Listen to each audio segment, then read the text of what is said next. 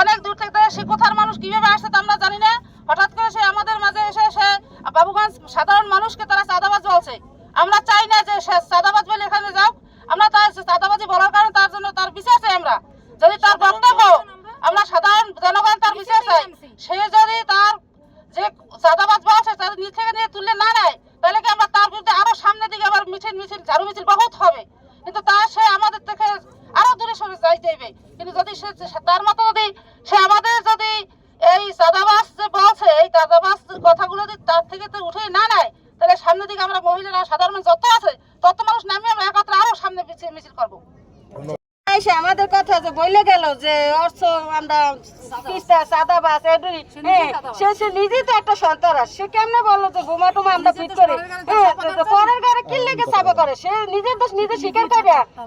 তার জন্য আমরা এই বিচারের আবেদন করলাম, আমরা মিছিল করে নামলাম। তার জোতা গালে মারবো, যদি তাকে এখন পাইতাম তাকে জিজ্ঞাসা করতাম যে আপনার কি বোমা না চাঁদা না আমাদের কোনো